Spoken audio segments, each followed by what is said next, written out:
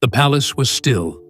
The room, filled with familiar royal faces, expected routine. But then King Charles spoke, and everything changed. In one stunning moment, he announced a decision that shattered decades of tradition and left Princess Anne in silent, visible tears. No warning, no explanation, just a cold, calculated move that stunned the royal family and blindsided the woman known as the monarchy's unshakable rock. For someone who served with relentless loyalty, this felt like betrayal. As courtiers looked on in disbelief, Anne quietly wiped her eyes. And behind that silence, the royal foundation began to crack. The royal shock.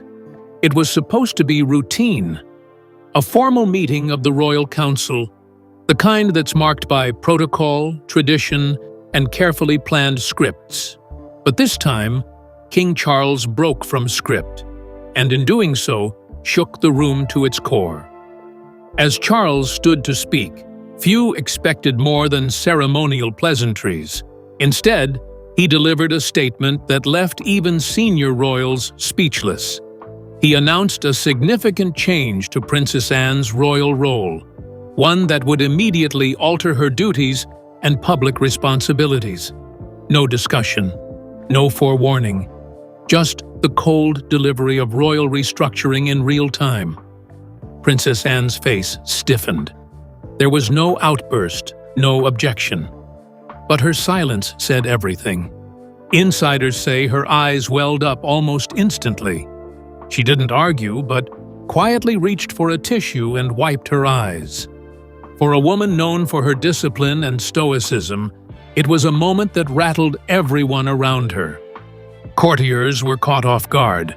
Their eyes darted around the room, unsure of how to respond. The room that once felt orderly now felt fragile. It was like time stopped, one witness described. The air was thick with tension, and even Charles seemed to sense the weight of his own words. What followed was a stunned hush. There was no immediate discussion, just a shared understanding that something irreversible had occurred. For Princess Anne, the crown's most consistent and tireless servant, this wasn't just about duties. It was personal. A decision made without her voice, presented in a setting that stripped away any sense of respect or collaboration. Transition. But the question everyone quietly asked afterward was the same. What exactly did Charles do? And why now what Charles actually did? There's no official transcript, no press release, but insiders have already begun piecing it together. King Charles removed or reassigned a key ceremonial role from Princess Anne, one she had performed for decades. And just like that, a part of her identity was taken from her. Some believe it involved the gold stick role, her prestigious duty during major state occasions. Others think it had to do with her being quietly sidelined from future international representation, a shift in who gets to carry the monarchy's image abroad. Whatever the exact role, the meaning was clear. Anne was being pushed aside. Charles didn't frame it as punishment. Instead, he used the word modernization, a generational transition, a monarchy moving forward. But to Anne, it didn't feel modern. It felt like rejection. There was no conversation beforehand, no private meeting, just a public announcement in a formal setting that rewrote her status without her input. For a woman who gave her entire life to the crown without ever chasing glory, it was a devastating blow. And the timing couldn't have been worse. With Charles under pressure to modernize and push younger royals like William and Kate into prominence, this move felt strategic, not familial. A cold political chess move disguised as evolution. It wasn't just about the job. It was about being seen and valued. Anne's reaction wasn't dramatic. but it was deeply human. Those around her saw a flash of pain in her eyes, a rare moment of emotional exposure from a woman who usually hides behind discipline and duty. Transition. But behind the tears and the shock lies a deeper truth. Why did this decision hurt Princess Anne so deeply? The answer lies in her decades of unshakable service. Why this hit Princess Anne so hard? For decades, she's been the royal who never complained, never sought the spotlight, and never asked for praise. But now, Princess Anne feels betrayed. And it's a heartbreak that cuts far deeper than titles or public roles. She is the hardest working royal, consistently clocking over 400 engagements a year. More than Charles, more than William, more than anyone. While others chased headlines or buckled under scandal, Anne carried on with her duties, meeting veterans, shaking hands at hospitals, and visiting Commonwealth nations most others ignored. This wasn't just work, it was identity. Service has defined Anne's life, even as the world changed around her. She never courted the press, she refused to give her children royal titles, and she upheld royal values with a steel spine inherited from her mother, Queen Elizabeth II. So when Charles stripped away part of her role, it wasn't just about function, it was about dignity. To not be consulted, to be redefined publicly without warning. It shattered the silent pact she believed she shared with her brother. She deserved a conversation, not a surprise, one palace aide reportedly said. And they're right. The woman who gave everything without asking for credit now sees her contributions quietly pushed aside, not honored, but erased. Her tears weren't just emotional, they were symbolic, a sign that even the most disciplined hearts can break when loyalty goes unrecognized. And inside those tears lived a message. Was it ever really appreciated? Transition. But this isn't just about Anne's pain. It's about the complicated relationship between a king and the sister he may have just silenced. The bond and tension between siblings. They were born just 21 months apart, grew up under the same pressures, and learned to navigate the strange world of royalty together. But Charles and Anne have always been different. Close in age, distant in approach. Anne is blunt, no nonsense, a military mind with a workhorse mentality. Charles, emotional, thoughtful, and more sensitive to public image. Their personalities clashed even in childhood. Over the years, they've disagreed behind closed doors, sometimes arguing over protocol and presentation, but always maintaining a public front of unity. But this latest move has cracked that front, deeply. Sources close to Anne say she never expected to be blindsided by her own brother. She's always supported him, always. But this cut deep, said one longtime aide. Behind palace walls, they were more than siblings. They were co-guardians of the crown. Anne was there when Charles was struggling post-Diana. She stood by him through Camilla's public backlash. She offered loyalty, even when she didn't agree with his decisions. But loyalty comes with expectations, respect, inclusion, and fairness. And now, that mutual respect may be crumbling. There are whispers that Anne confronted Charles privately after the meeting. No shouting, no scandal, but a conversation filled with words neither sibling can take back. Transition. And while their personal bond hangs in the balance, the palace itself is beginning to tremble with fallout.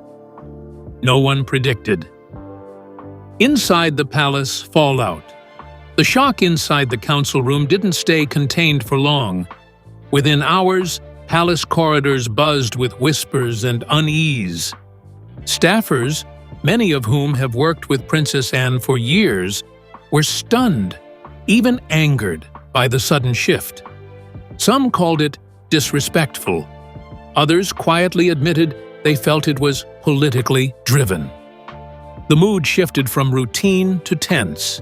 One senior aide was overheard saying, "Anne deserved better, full stop." Even senior royals seemed off balance. Prince Edward and Sophie, usually unshakable, appeared subdued during a scheduled engagement that followed. Edward, who has always had a close bond with Anne, reportedly voiced concern privately. There was discomfort, frustration, disbelief. Palace insiders suspect new advisors around Charles may have influenced the move. A younger team pushing for modernization, streamlining, and repositioning the monarchy's brand. But in doing so, they may have triggered something far more damaging. A royal rift no PR campaign can smooth over.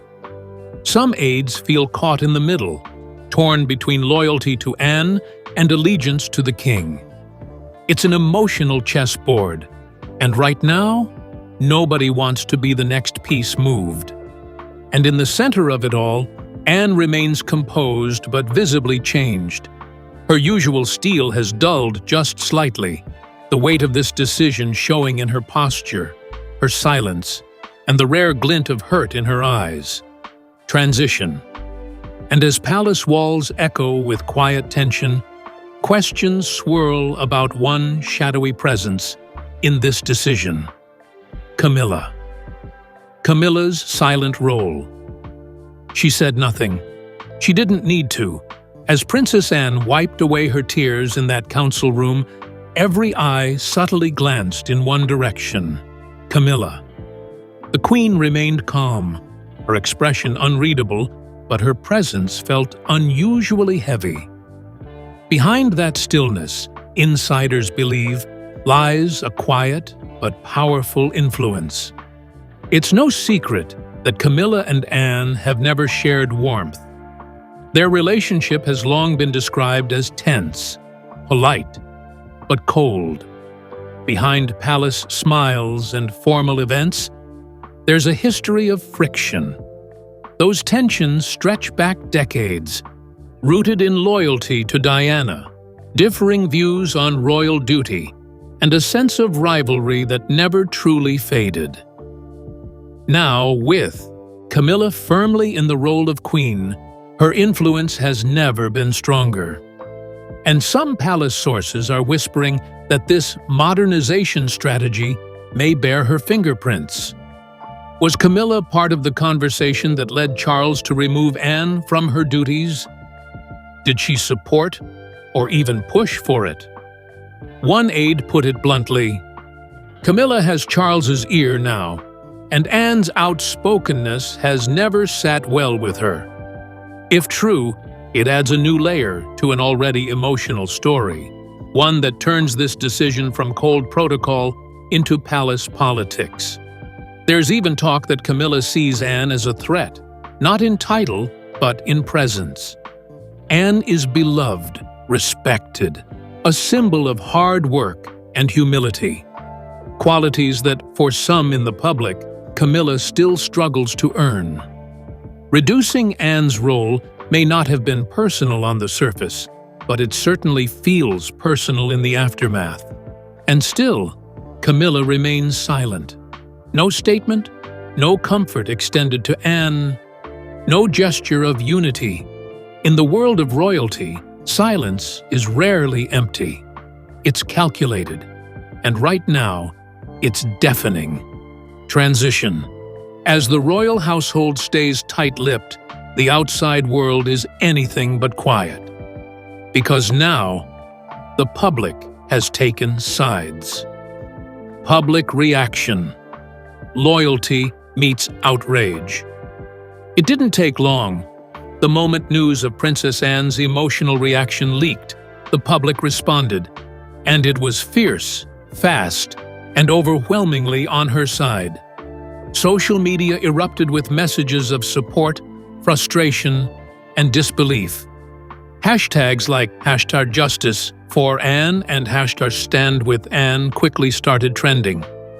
Fans called her the people's workhorse, a royal who never asked for attention, who never courted controversy, who showed up day in, day out for decades. And now, cast aside without warning, the public wasn't having it. One viral post summed it up. She carried this monarchy while others ran from scandal. And this is her reward? Tabloids picked up the mood, publishing retrospectives on her life of service, her Olympic history, her military titles, and her unmatched dedication. Headlines like "Britain's hardest-working royal betrayed" began flooding front pages. Even casual observers chimed in.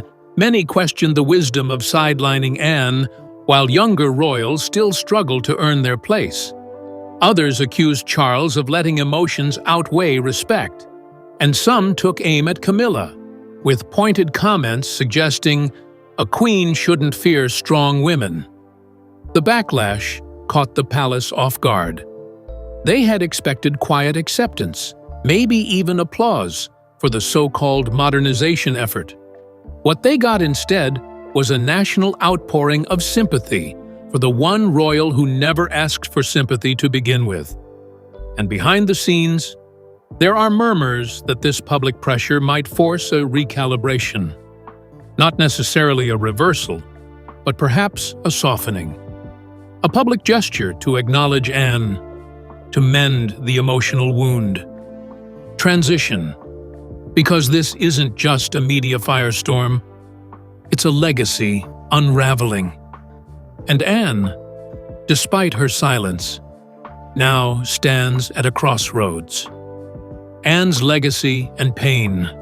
Through every scandal, every shift in public opinion, Princess Anne never broke. She stood firm, but now, behind the palace walls, the woman known for her steel is showing cracks. And it's not just about a title. It's about a lifetime of silent service being quietly erased. She's done it all. Served in the military, competed in the Olympics, traveled the globe as a royal ambassador. And through it all, she asked for nothing. No drama, no spotlight, no special treatment. She even declined royal titles for her children, choosing humility over hierarchy. For Anne, service was sacred. Every handshake, every ribbon cut, every quiet hospital visit meant something. It wasn't about power, it was about duty. So to be stripped of a role without consultation, to be publicly demoted without acknowledgement of her decades of work, feels like betrayal on the deepest level. She doesn't cry, one longtime friend said. So if she cried, it really hurt. Her pain isn't loud. She won't issue angry statements or leak gossip. But those close to her say she's been unusually withdrawn, more reserved than usual, a bit quieter at engagements. Something about her posture has changed. And perhaps what stings most is the silence around her. No apology, no explanation, just a quiet reshuffling that tells her, without saying a word, that her era may be ending. But if this is a goodbye, it's not one she chose. And for someone who carried the weight of monarchy with pride, this moment feels like erasure. Transition. And the echoes of that pain are calling up old ghosts. Moments from royal history that reveal this may not be the first time Charles has acted from emotion, not strategy. Past royal conflicts resurface. This isn't new, not entirely. For those who know the inner workings of the royal family, Charles's sudden decisions have left bruises before, but never quite like this, and never with someone like Anne. Even during their youth, Anne was often passed over for ceremonial moments despite her seniority.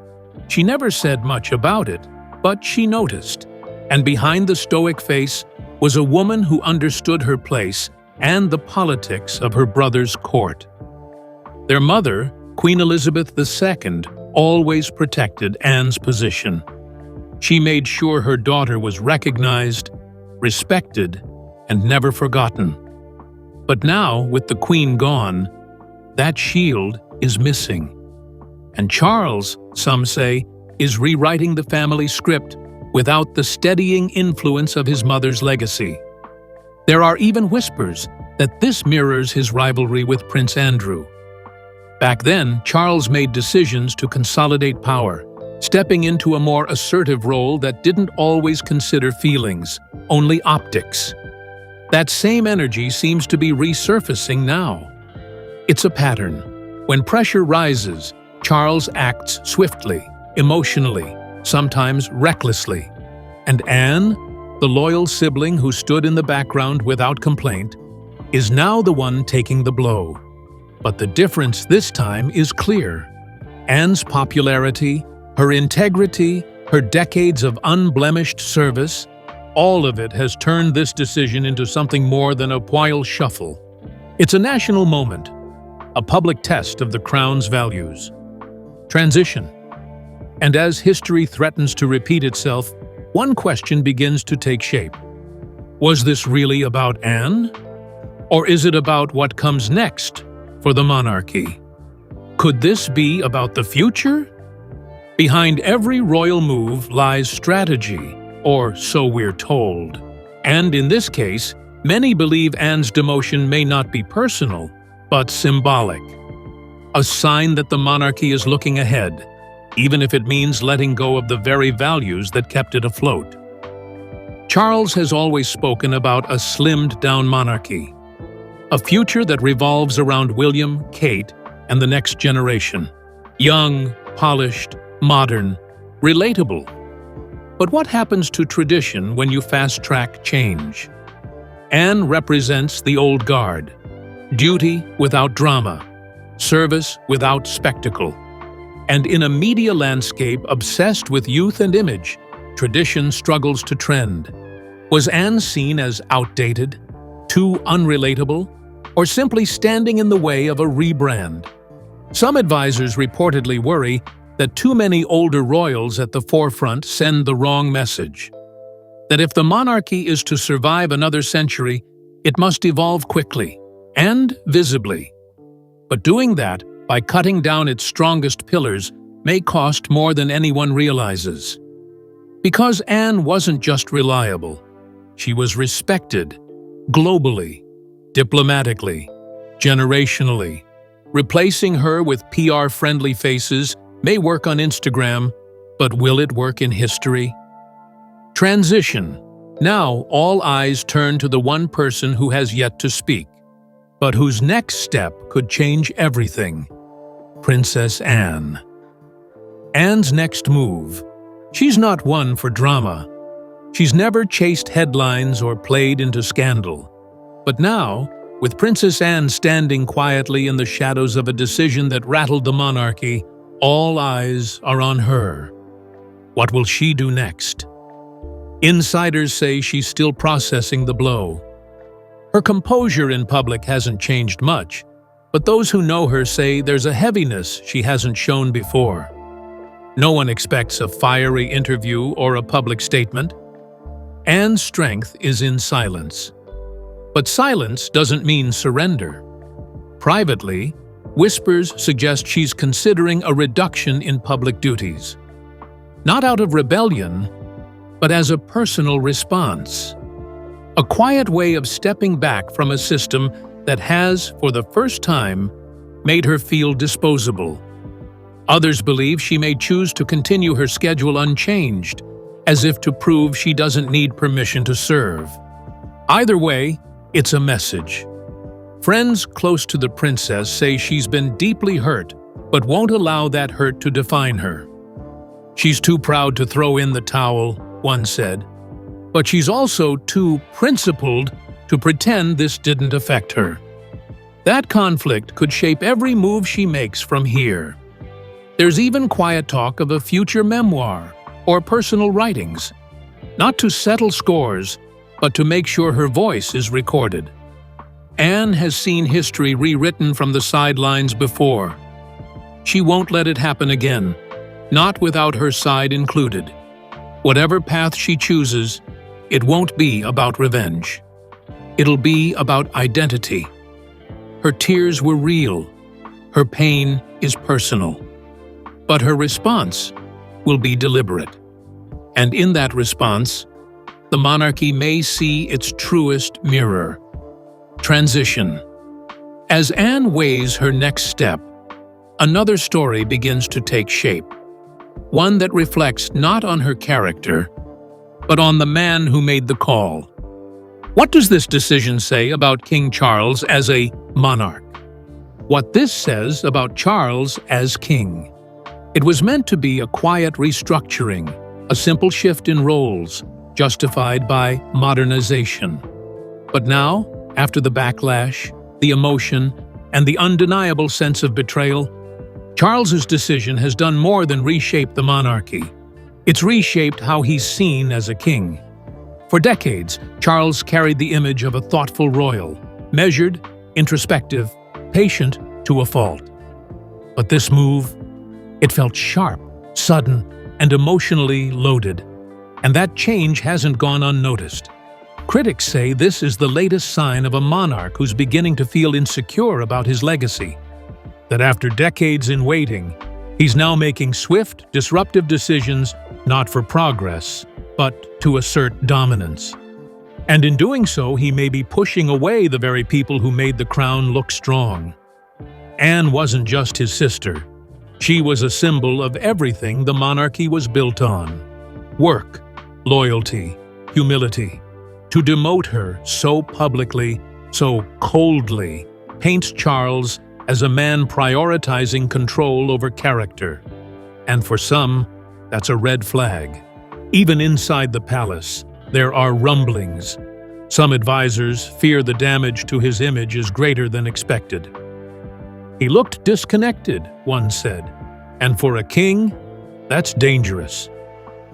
Supporters argue it was necessary, a sign that Charles is serious about trimming the monarchy, even if it hurts.